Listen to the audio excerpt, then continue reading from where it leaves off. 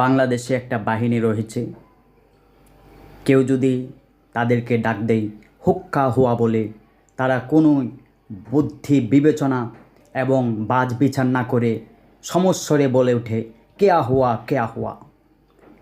তাদেরকে আমি নাম দিয়েছি হুক্কা হুয়া বাহিনী। এই হুক্কা হুয়া বাহিনী কিছুদিন আগে ময়মনসিংহের ভালুকায় যেই নৃশংসতম এবং জঘন্যতম অন্যায় অপরাধ সংগঠিত করেছে, বাংলাদেশের আইন অনুযায়ী তাদেরকে যেন কঠোর থেকে কঠোর শাস্তি দেওয়া হয়। অন্যায় যেই করুক, অন্যায় যে নামেই করুক, অন্যায় সে তো অন্যায়। যাকেই হত্যা করুক সে বাংলাদেশের নাগরিক, সে কোন ধর্মের এটা বড় কথা নয়।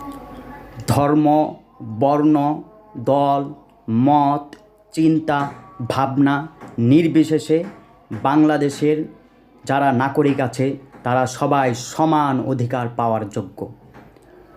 যাকে হত্যা করা হয়েছে দীপুচন্দ্র বিশ্বাসকে, তার এই হত্যাকাণ্ডের যেন সঠিক এবং সুস্থ বিচার হয়, দৃষ্টান্তমূলক বিচার হয়, যেন এই হুক্কা হুয়া বাহিনীর একটা শিক্ষা হয়ে যায় এখান থেকে, যেন আগামীতে তারা যেন হুক্কা হুয়া রব তুলে এই অন্যায় অবিচার আর নৃশংসতা আর না ঘটাতে পারে। বাংলাদেশের যেই শান্তি শৃঙ্খলা এবং সুস্থতার যেই ভারসাম্য রয়েছে তা যেন তারা অক্ষুণ্ণ না করতে পারে, তা যেন যারা ভঙ্গ না করতে পারে, তার যেন তারা আঘাত না করতে পারে, এমন সুস্থ এবং কঠোর